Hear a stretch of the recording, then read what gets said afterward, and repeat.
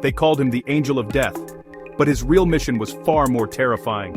He wasn't just killing people, he was trying to remake humanity itself. This is the story of the man who turned a concentration camp into his personal laboratory, and the countless lives he destroyed in his quest to create the perfect human race.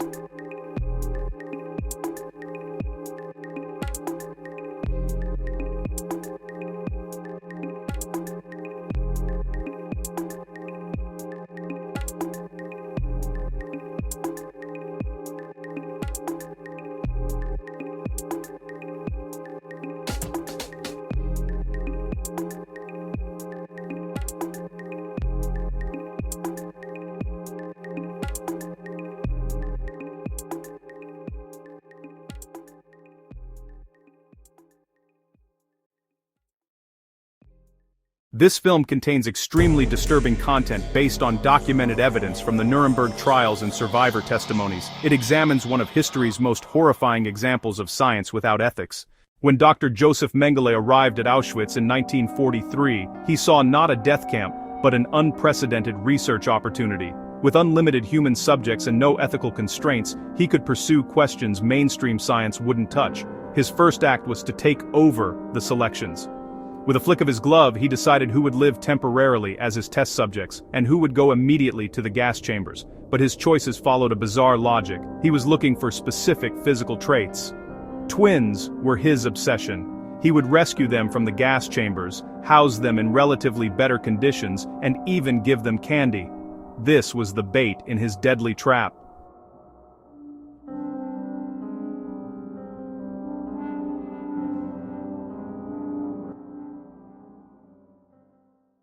Mengele's work with twins was methodical and relentless. He would measure every part of their bodies, take countless blood samples, and subject them to endless tests. But this was just the beginning. In his most common experiment, he would deliberately infect one twin with diseases like typhus or tuberculosis, then murder both to perform comparative autopsies.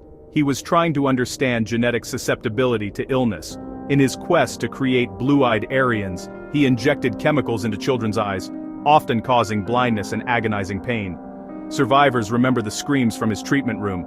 He injected my eyes. I screamed for days. Mengele's curiosity knew no bounds. He collected body parts like stamps, eyes of different colors, limbs of dwarfs, organs of people with physical abnormalities. He would sometimes boil bodies to separate flesh from bone for his skeleton collection. His other obsession was the Romani people. He studied entire families, documenting physical traits across generations. When the gypsy camp was liquidated, he fought to keep his specimens until his research was complete.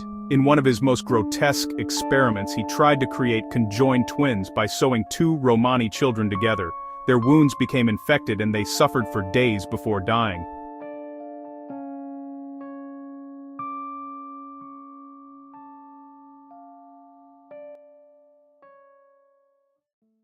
As the war ended, Mengele escaped justice. He lived freely in South America for decades, never expressing remorse. But his legacy haunted the scientific community forever. Mengele's experiments, while scientifically worthless, forced medicine to confront its moral boundaries.